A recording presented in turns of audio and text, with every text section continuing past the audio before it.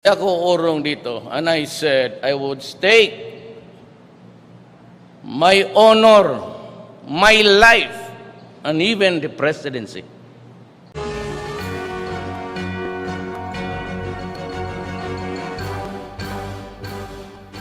Magandang umaga, Malacañang Press Corps at sa ating po mga guests. Nandito na si Presidential Spokesperson and Chief Presidential Legal Counsel, Salvador Panelo. Good morning, sir. Good morning, ladies and gentlemen of the press. I'm not supposed to be here.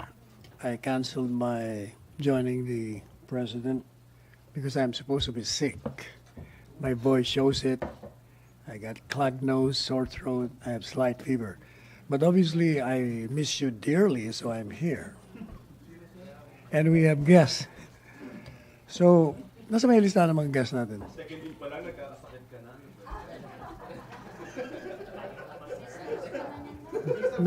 Na-expose. Sa mga listahan. We have guests from DNR. Who else? Let me see. Wala rito Na may listahan. Sir, we have DNR Assistant DNR Undersecretary Jonas Leones, DILG Assistant Secretary Jonathan Malaya, DOTR Assistant Secretary Mark De Leon, and TIEZA Assistant COO Nestor Di Malanta ng Boracay. Boracay. So you can ask your questions directed to any one of them. Sir, Let's start. request lang po ng MPC. Can we have parang yung question muna po addressed to the spokesperson? Question, MPC? Oh, by the way, later on the president might come in, so we'll have to cut the press con.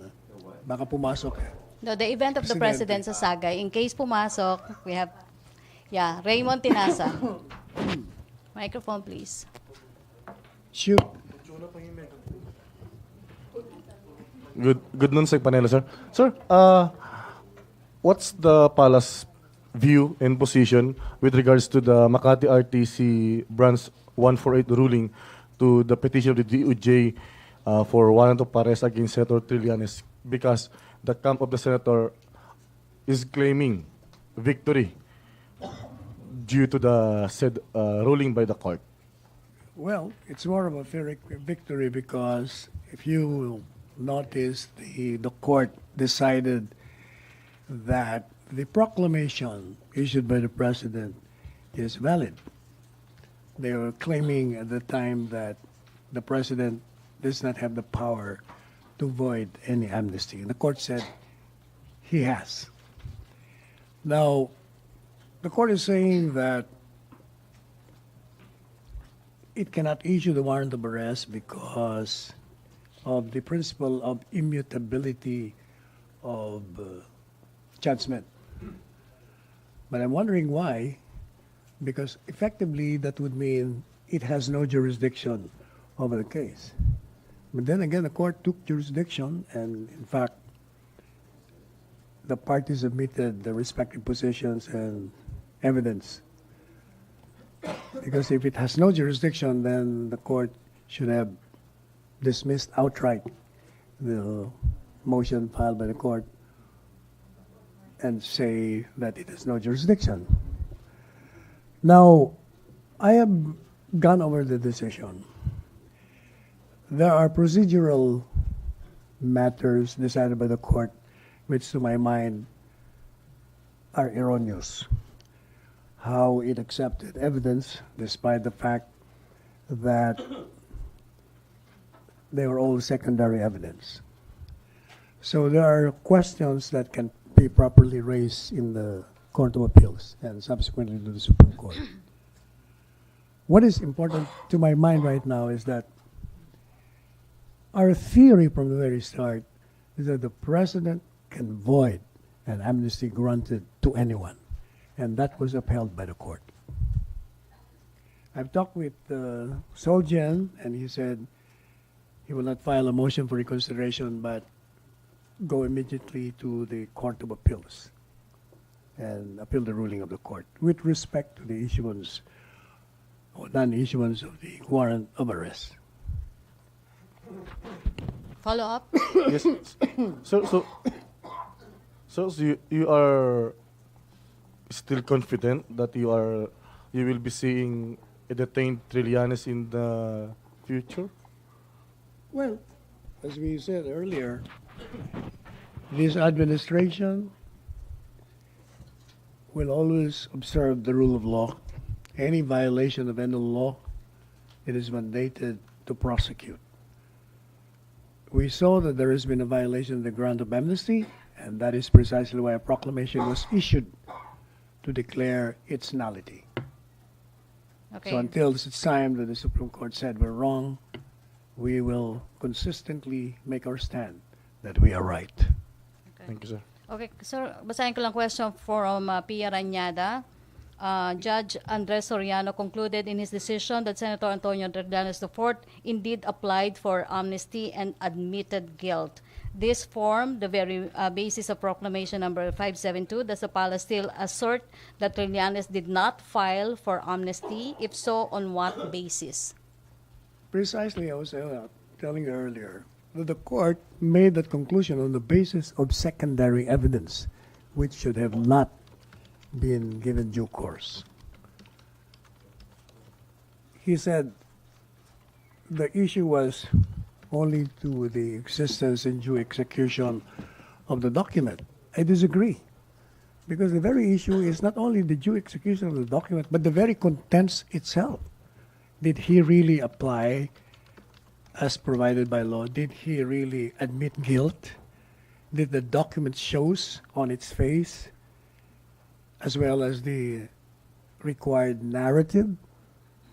Those are questions that should have been addressed by the court. But it said that it's irrelevant because the only issue is the due execution and existence of the document. Excuse me, I'm sorry. How would you know if he really applied?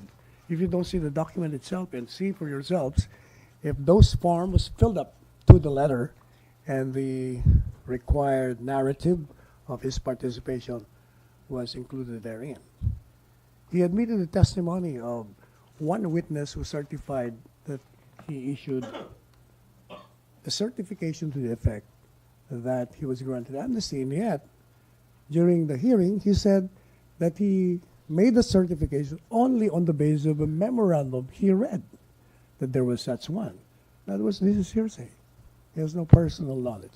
But the court admitted that. And to my mind, it is wrong. Okay, follow up. Other, Celerina. Good afternoon, sir. How did the President react with that decision of the court? We have the same reaction, that what is important is the proclamation was declared to be valid, that it was not in violation of the Constitution, that it's purely an executive act, that it does not violate the equal protection of the law clause of the Constitution, that it is not a bill of attainder, that it does not encroach on the function of the co-equal branch of government, that it does not require the concurrence of Congress. Those were more important issues and questions addressed by the court. So more or less, what will be the basis of this appeal that the Solgen will be filing with the Court of Appeals? With respect to the conclusion that it cannot issue a warrant of arrest, and also the fact that he admitted secondary evidence and not primary evidence. Okay, other issue. Follow up, Joseph.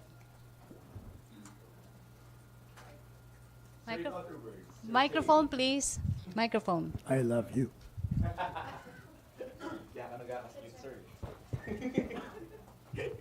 Sir, in other words, you're saying, Naawa lang ako sa iyo eh. sir, in other words, you're Yeah. saying, yung position nyo from the very start, where is the document? Yun, no? And the court has not seen that, 148 has not seen that, so therefore, there's no application. That's your point, no? Yes, Okay, so how soon will you go file at the CA, sir? very soon, because they're preparing already the petition in the Court of Appeals. Sir- We filed in the Court of Appeals. Sir, louder, please, sorry.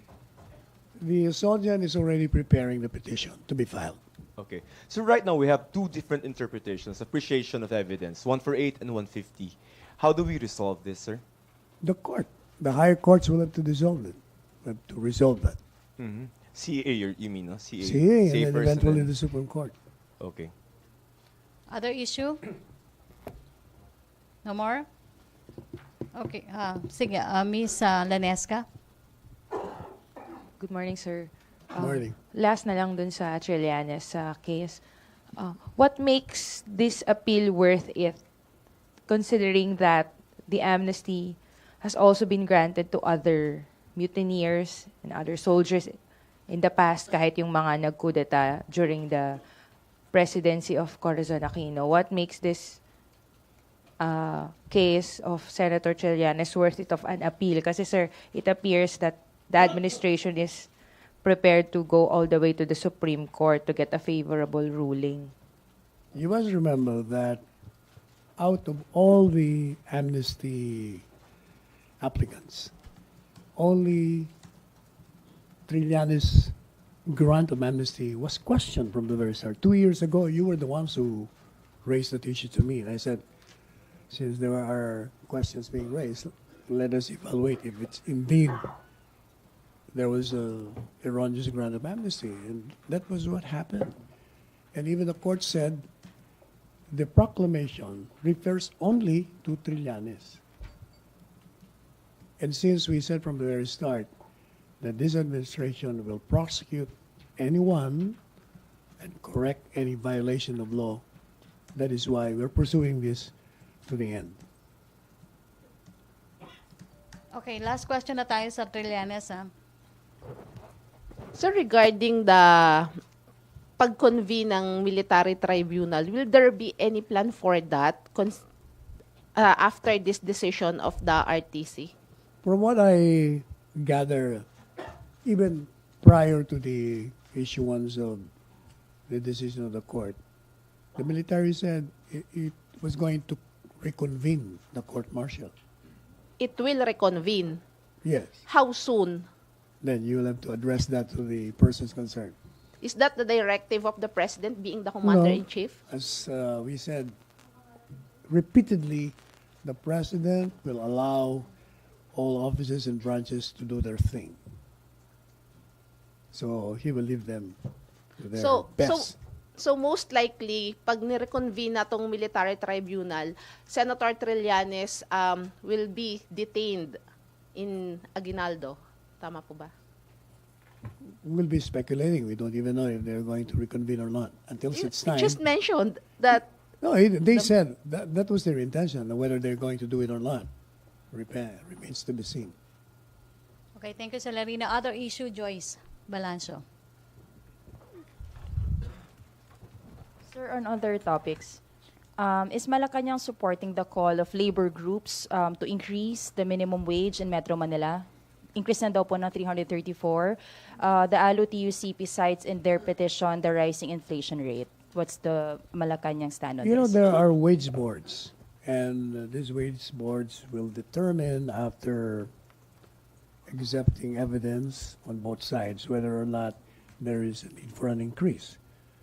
So the palace will respect whatever the decision of the wage board is. Okay, may question? Other issue? Okay, Royces? Hi, sir.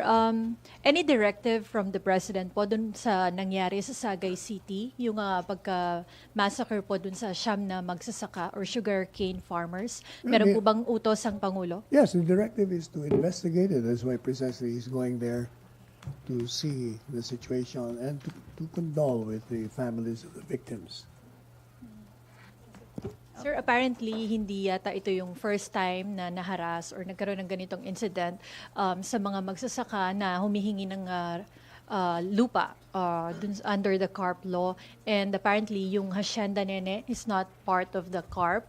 hindi daw po siya sakop. Ano po siguro, yung tanong po kasi is ano daw po yung maitutulong ng government? Because apparently, according to the DAR, marami pa pong mga lupa na available na pwedeng ibigay, but then marami pa pong mga kababae, mga magsasaka na wala pa rin nakukuhang lupa until now. Meron po bang siguro gagawin ng palasyo para mapabilis man lang yung proseso ng pagbibigay po ng lupa dun sa mga magsasaka?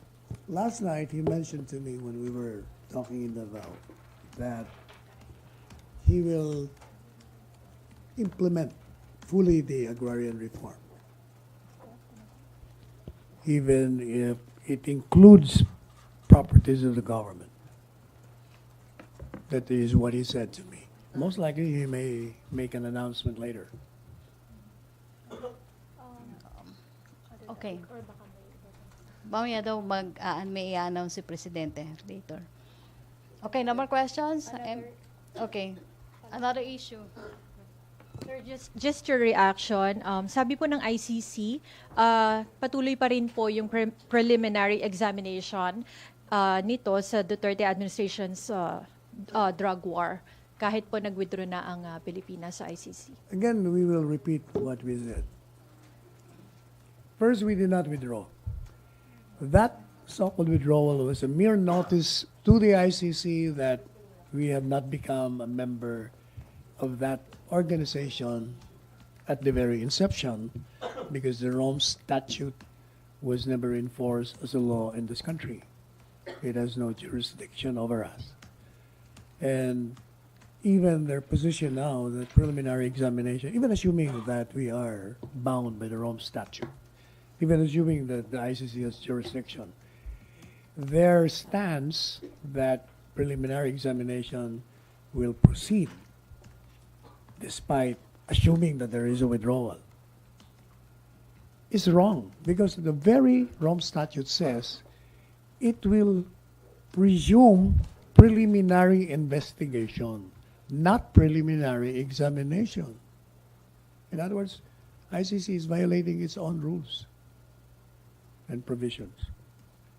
Okay, thank you, Royces. MPC, friendly reminder, may guest pa tayo. So limit your questions, follow-up questions. Linesca then to be followed by Ralph.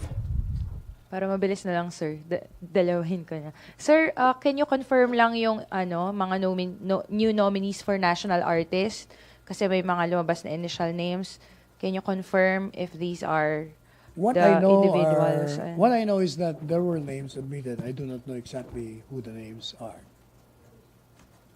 Sir, yung submitted ba yung name ni Miss Nora Honor po? I don't know about Miss Nora. Alam ko lang maraming names doon. Okay, thank you, Lines. Sir, ito, last from my end. Sir, Facebook shut down some pages po supportive of the president because of spam content and violations of other regulations po ng Facebook on authenticity. So, do you think this reflects on the kind of supporters that the president have?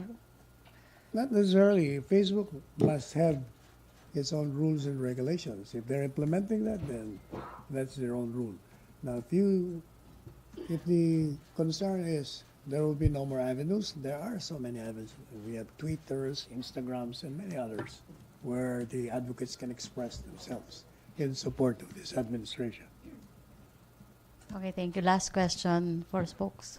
Ralph. Oh, by the way, speaking of Facebook, you know that I exposed to you a scam on my Facebook account? 2 days ago, again, there is a mayor from Cagayan who was complaining that another one was communicating with this mayor, and as if I was the one communicating with him, that he was included in the drug list, and so therefore he has to give some money so that his name would be removed. And yesterday, it was the exchange was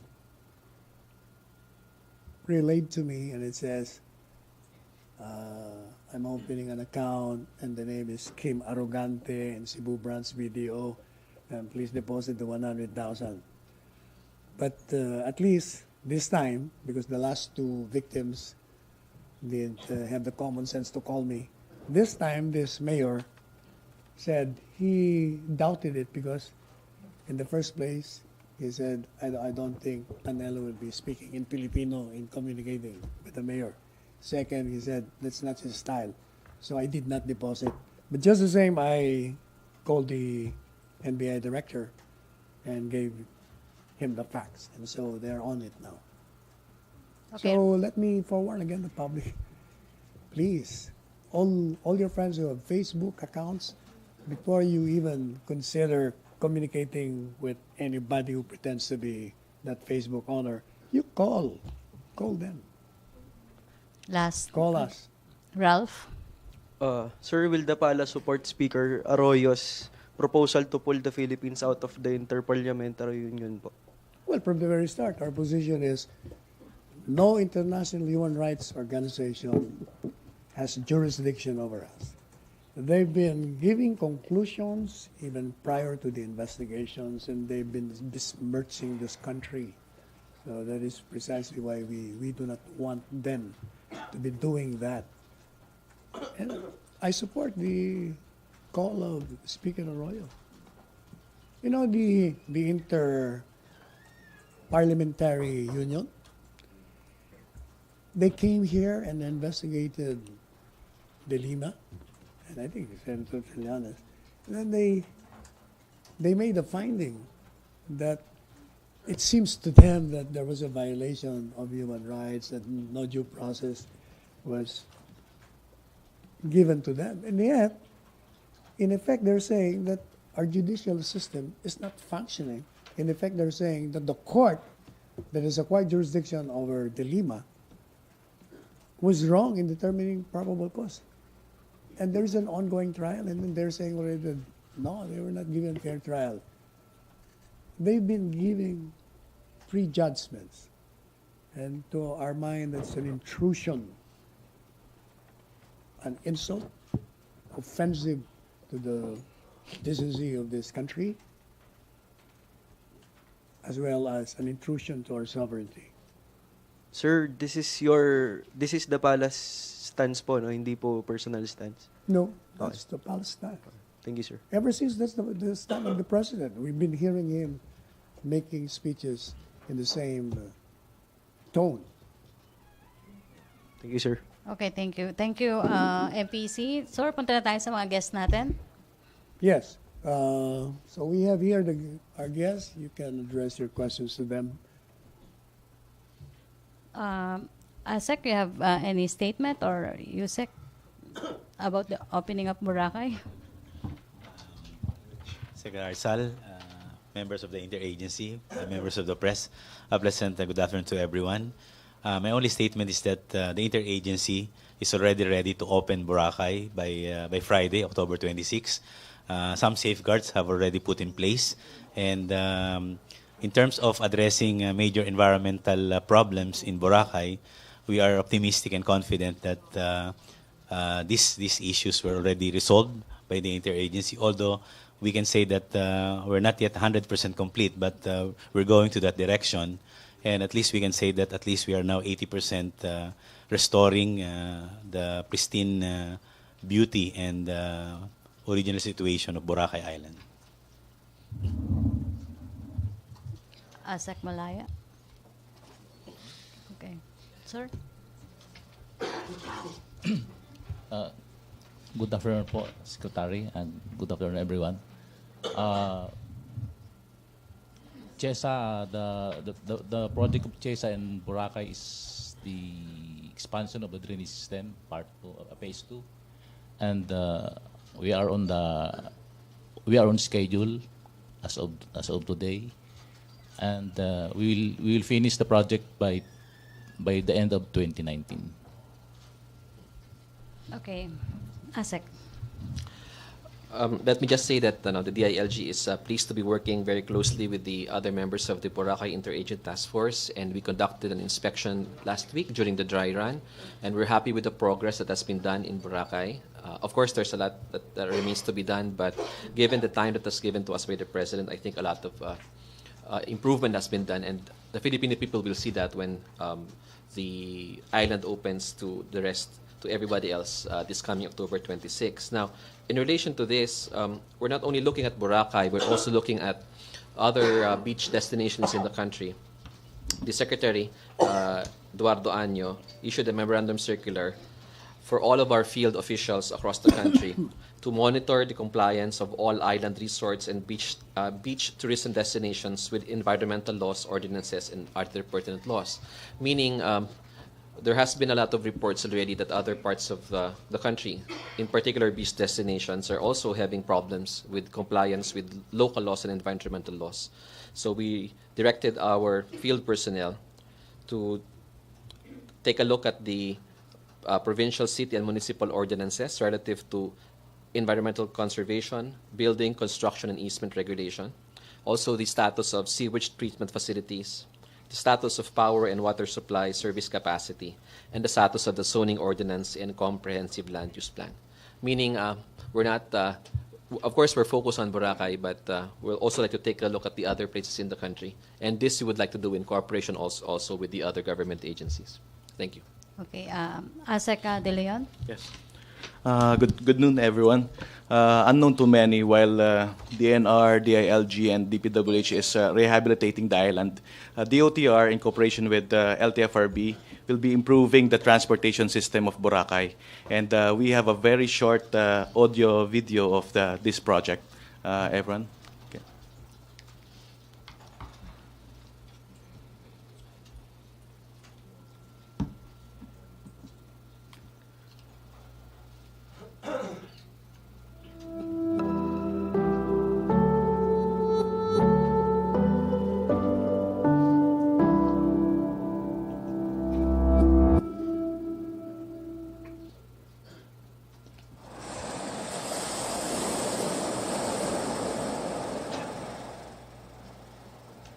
Welcome to Boracay,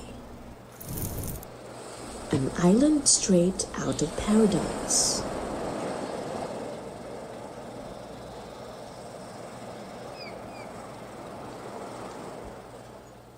But with thousands of people flying in, narrow and congested streets, and too many vehicles, it's hard to get in, out, and around. But does it always have to be this way? Of course not. DOTR LTFRB, in cooperation with the Boracay Interagency Task Force and with the support of GRAB, HIRNA, and Southwest, will be introducing the new Boracay Integrated Transport System, the future for Boracay transport. First, we have the Boracay Hop-On, Hop-Off Jeep, a concept of DOTR Secretary Arthur Tugade that got a resounding approval from Boracay stakeholders. This is an easy and environmentally friendly way to get around Boracay for tourists and locals alike. The system provides daily and weekly passes to tourists and discounted passes to locals and concessionaires. Now, you can arrive in the island and get to any point in Boracay via our many planned stops around the island's circumferential road. For more offbeat destinations, or if you're in a rush, you can flag down or book any of the new e-trikes in the island that are managed by HIRNA. Paying for your rides is easy. Just get a wearable wristband upon arrival or tap card and you're ready to go. This can be loaded as e-wallet and use it to buy food and drinks in the island. No need to bring cash, making it absolutely perfect for swimming. Wait comfortably and learn more about the island in our Boracay-themed sheds and stands. The DOTR will also build at least 20 waiting sheds that have a public transport information system saying what time will you arrive. Get to your destinations faster and save time for the more important things in life. While helping locals earn more, reduce pollution, and decongest traffic in the island. Together, a more sustainable and environmentally friendly transportation will be a reality.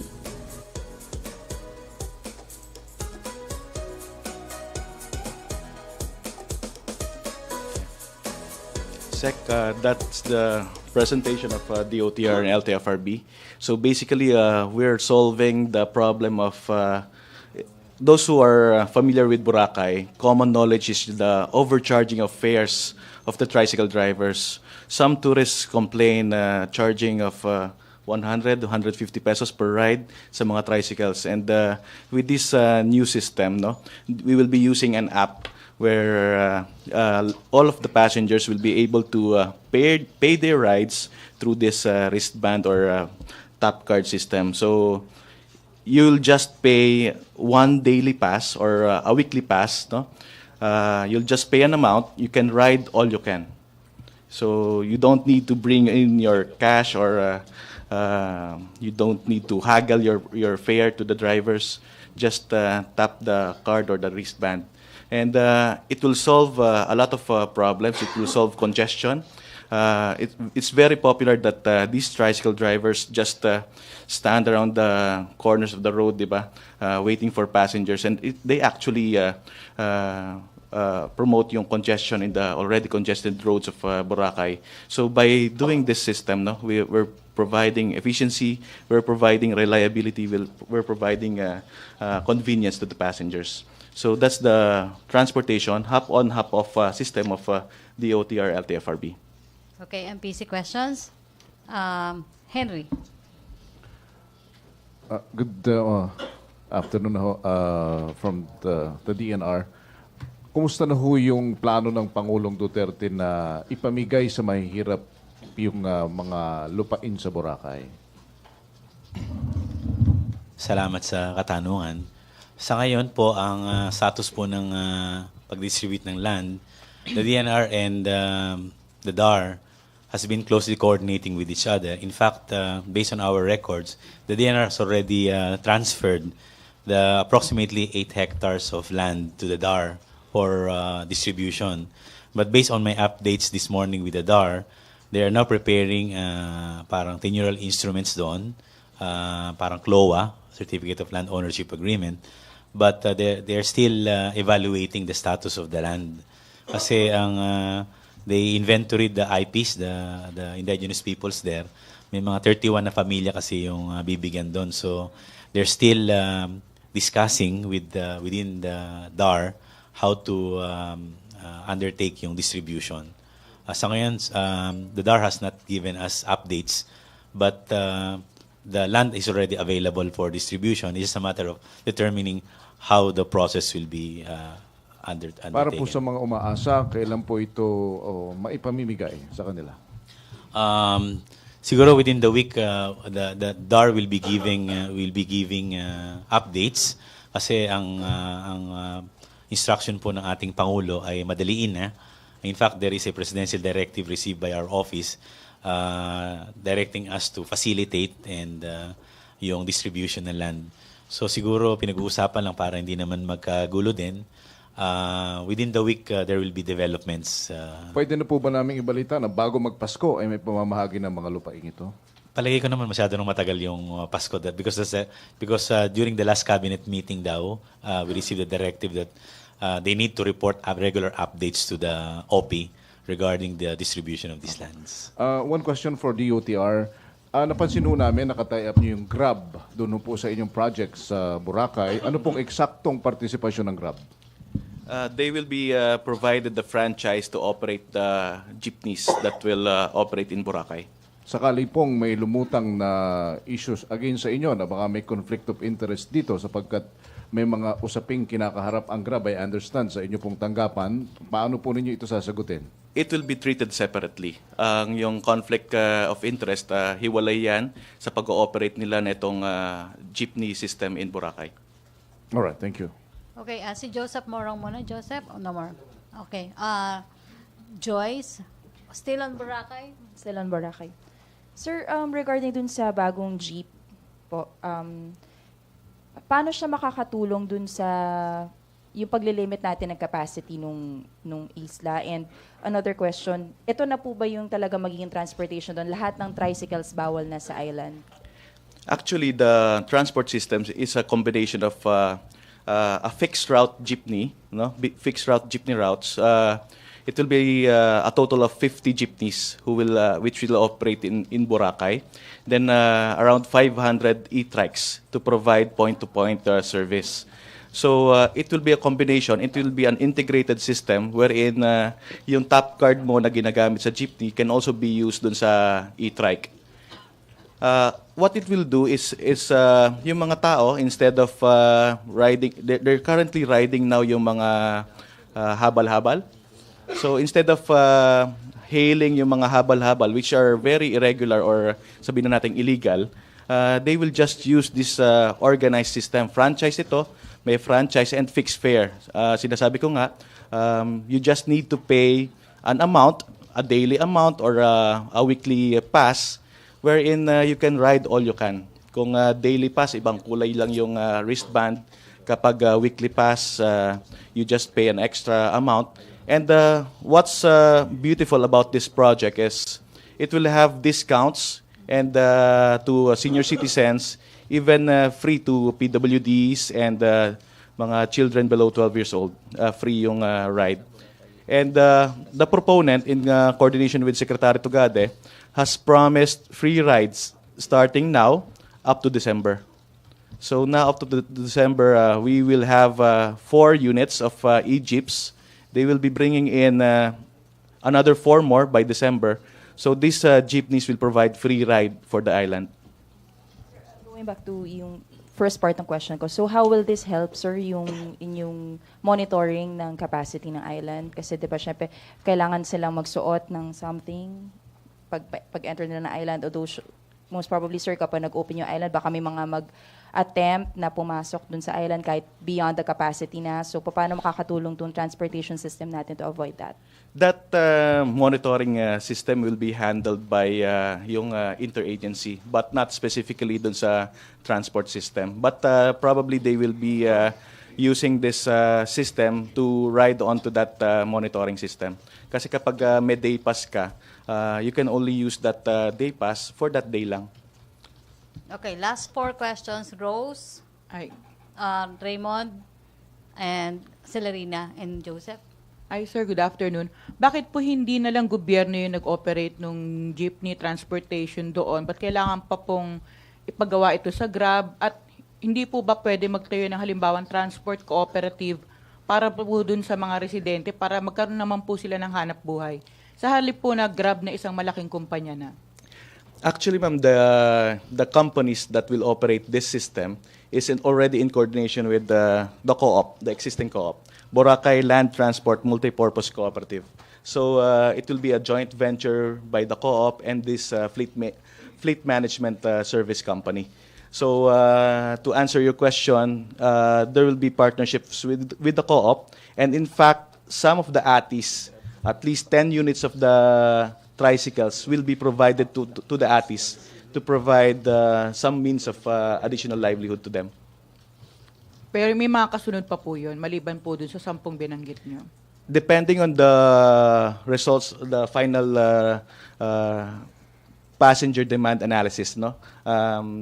As we know na meron na tayong carrying capacity study. So depende yan sa magiging ridership analysis natin. We might need additional units. So it will be a continuing study. Thank you. Okay, Raymond. Good afternoon, gentlemen. Siguro anybody from the task force. Sir, practical advice lang. Halimbawa, turista ako or anyone. Ano yung una kong gagawin? Dahil nga sa limitasyon ng capacity ng turista sa Boracay, ano una kong gagawin? Magpabook sa hotel, accredited, or magpabook sa airline? Kasi baka nag-book ako doon, pero pagdating ko doon, hindi naman ako makasakay. Magkaroon ng problema, tapos pagdating ko naman, wala na pala akong hotel. So, Salamat sa tanong. As of now, the DOT has released a list of compliant compliant hotels. As of last submission, there are already 115 hotels, compliant hotels, approximately about 5,000 rooms. So ang suggestion namin dyan, before they, which is also the suggestion of the DOT. So the suggestion there is that before booking sa airlines, maganda magpabook muna dun sa compliant hotels. Kasi pwede rin naman na airlines muna, kaya lang when they arrive dun sa Boracay and nakabook sila sa non-compliant hotels, we warn them that we will not be allowing them to open yung hotel na yan. Meron naman din na tinayo ang DOT doon na parang counter or parang table doon that in case wala silang hotel, they can be assisted by the DOT to look for compliant hotels. But para naman medyo maayos din, ang suggestion ng DOT din, before going to Boracay, maybe look for booking only in compliant hotels because based on interagency requirement, we will not be allowing hotels to operate unless they comply with the requirements of the DILG, DNR, and the DOT. So kapag may last point, scenario, okay, nag-book ako doon sa accredited hotel, pero upon booking naman sa airline, fully booked na. Nag-down ako doon sa hotel. So paano yun? Usually, ang ginagawa natin dyan, it's very critical that malaman din ng publiko yung carrying capacity result. Based on sa carrying capacity result natin, yung monthly arrival ng tourist, may mga peak months lang kasi, February, April, and May. So siguro, ang suggestion natin dyan sa public, they should be at least looking those months na hindi naman, yung mga lean months lang. Para naman, kasi kung magkasabay-sabay sa peak months, talagang mauubusan ka ng airlines, mauubusan ka rin ng hotels. Kaya nga, ito yung maganda rin yung result ng carrying capacity because this can guide tourists and visitors when they should plan their visit to Boracay Island. Okay, last two, Celerina de Lanesca. Several questions po. As DOTR, what will happen to those drivers who will be displaced if there are any drivers who would be displaced? How many, if ever, and what will happen also to the tricycles, to the habal-habal? Actually, there will be no displacement of tricycle drivers. The existing number of tricycles in Boracay is 500. So we're maintaining the existing number of tricycles. We're just replacing the units to electric tricycles. And in fact, we'll be adding more drivers. The 50 units will be requiring more drivers, 50 units of the jeeps. So in fact, there will be additional employment for everybody. Aside from drivers, the operator will need fleet management operators, maintenance operators. So there will be more jobs for everyone. So what will happen to the old habal-habal? Yung habal-habal, we will remove the habal-habal because it's not allowed. I-junk na sila or what? Hindi. Kasi they will not be given any franchise or permit to operate. Yung habal-habal, yung single motorcycle, hindi yan How about allowed. the tricycles also? The old tricycles that are not compliant, no, they will be shifted to another place, to the main island. Yun yung agreement. So outside Boracay na. Yes. Okay. Regarding naman po sa DNR, sir, so far 8 hectares pa lang yung na-identify na mapapamigay. Ano yung target na if ever na i-distribute? Tataas pa ba yun? Palagi ko, yun na yung pinaka... We started with 150 hectares and then based on evaluation bumaba. The final figure now as submitted by the DNR and DAR is about 7.8 or 7 hectares. Less than 8 hectares. Ito na i-turn over na ng DNR sa DAR and the DAR now is studying and evaluating the area on the feasibility of making this an agriculture area. Kasi ang mangyari dyan, if we will distribute yung ganong kalaking hectares sa individual families, baka maliliit na lang makuha nila. So hindi na magiging parang residential na siya instead of agricultural area. So ito ngayon yung tinututukan ng DAR. And perhaps, sabi nga, siguro before Christmas, the DAR can already resolve how to distribute these lands. So, sir, these 8 hectares will be distributed among the 31 families lang. Yeah. Wala ng other recipients. Yeah. Because these are identified as the mga original talaga eh. Ito yung mga IPs natin. And that is the part of the directive of the President. That is how many percent of the total land area of Boracay yung i-distribute? Maliit lang kasi yung agricultural land based on sa Proclamation 1064 is about mga 600 hectares lang eh. 600 hectares yung A&D, agricultural A&D. So out of the 600 hectares, mga 8 lang talaga yung possible na pwedeng distribute. Last, as a DILG po, sir. Sir, you have mentioned that there are other areas na you're checking kung if they are compliance already with the local laws.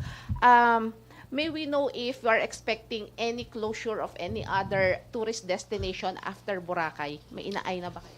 Well, medyo mabigat na decision yan. That will have to be in coordination with the Boracay Interagency Task Force, no? Kasi ito na yung parang working group dyan sa mga ibang lugar na yan.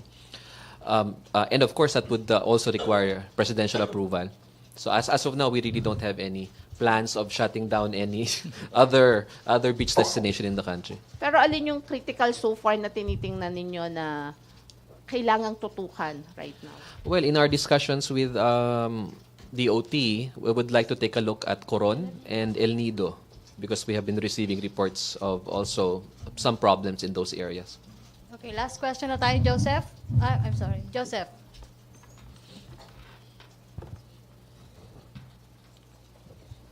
DOTR. Sir, tuloy ba yung top? Last time we were there, yung top card, tuloy yun, hindi ba? Yes, it will push through. Okay. Sige, sir. Anybody can answer. Water quality, sir. Can we have the latest test results? Yes, yung ating based sa water quality sampling na ginawa natin sa Front Beach, ito yung papaliguan sana, we can safely say that they are already within the standard of Class SB of the DNR, meaning it is already safe for swimming. And the figure is? Maybe I can give you na lang, later. sir. Sa Bulabog part, sir. Sa Bulabog, dun medyo may konting problem pa. Kaya nga, we will not be allowing tourists to doon muna dahil medyo may problema pa yung yung water quality doon. Will not allow what specifically? Because that's a water activity site. Any sports activity or swimming pa muna doon. Doon lang kami concentrate sa Front Beach muna. No, even if you open on the 26th. Front Beach lang. yan. Front Beach and Puka Beach. Okay. Sir, some clarification. Meron yatang PCO, yung pollution control officers na nanghuli ng mga, hindi man nanghuli, o nagpapasan ng sasaway ng mga frisbee players, and the locals didn't like it. Kasi parang, that's discrimination. I mean, the kids have been there for the longest time, and sinasaway siya. Ano talaga yung policy? Ano yung PCO again? Come again? Pollution Control Officer. Yeah. Usually, sa guidelines ng DNR, ang pollution control officers, wala naman silang enforcement at magbawal. Ang PCO is required under our guidelines sa DNR to make sure that the establishment or hotels will be complying with our environmental regulations. Like for example, they should be complying with the requirements of the Clean Air Act, clean water, solid waste management. No, but for we'll check kasi kung hindi naman sila dapat yun. Dapat dun yung mga siguro mga patrollers dun siguro or citizens. Pero yung PCO, I don't think they have the right to Pero bawal ba yung frisbee?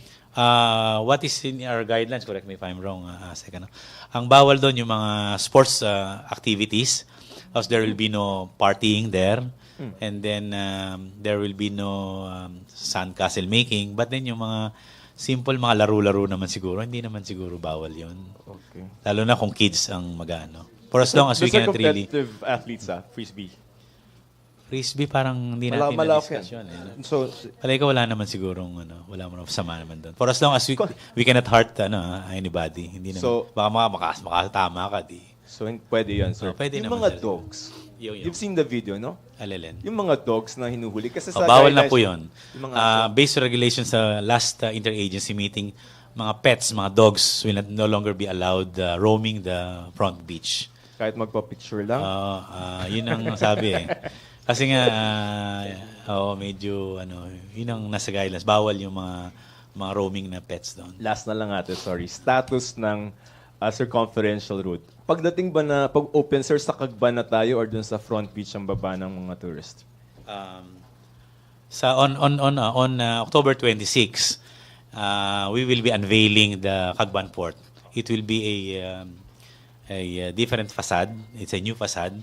Unlike prior to the closure, makikita kagad natin yun yung Petron, yung police stations. But these structures were already removed, and it will be a beautiful place. Having ng DOTR, organized na yung mga vehicles natin doon. There will be a separate line for residents, visitors, and cargos. And then, hindi na magulo yung daan doon. Maganda. It will be a surprise from the interagency. Status, sir, sa circumferential road. Yung circumferential road, medyo pinakita ng dito OTR kanina, medyo hindi pa. Ang natatapos lang natin siguro yung from Cagban to Cagban Port to U Hotel, about 60% ng niyan. And then from U Hotel to Elizalde property, about 60% din. Tapos yung sa Bulabog portion, may mga 80% na yung tapos yan.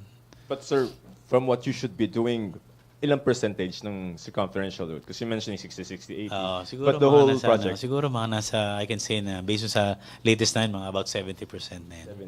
70. Yeah. But the DPWH, based on the last, I heard interview of Secretary Villar, they can finish the road within the end of the year. By the end of the year. Okay, Lanesca, last question. Sir, do you confirm that cabinet secretaries asked the president to ask the PAGCOR to revoke the licenses of all casino business in Boracay, even those which are already operating prior to the closure? Based on the latest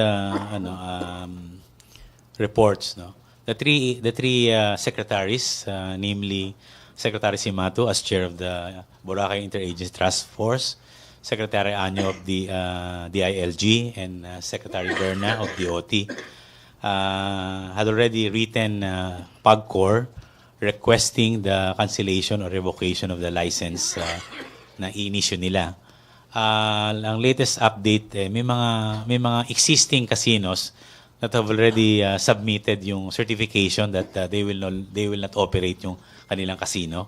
Pero may mga hinihintay pa rin yung DOT para dun sa submission ng mga ibang existing casinos kung mag-ooperate pa sila.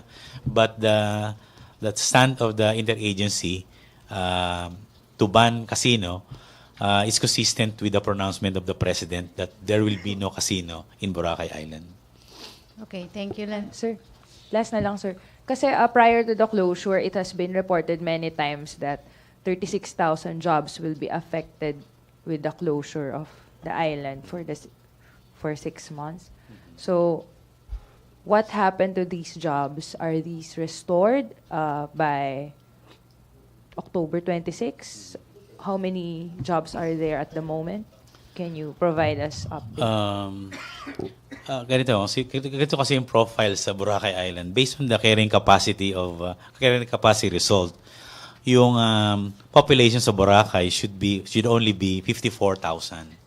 But based on the study, it exceeded to 70,000 individuals sa Boracay Island. Sumobra na siya. Yung sobra niyan consists of at least 22,000 stay-in workers, 13,000 na residents, about 16,000 ng mga migrant workers. So sinatanong mo sa amin kung may mga workers na displaced. Palagi ko meron ding madi-displaced because most of these workers were employed dun sa mga hotels na not compliant.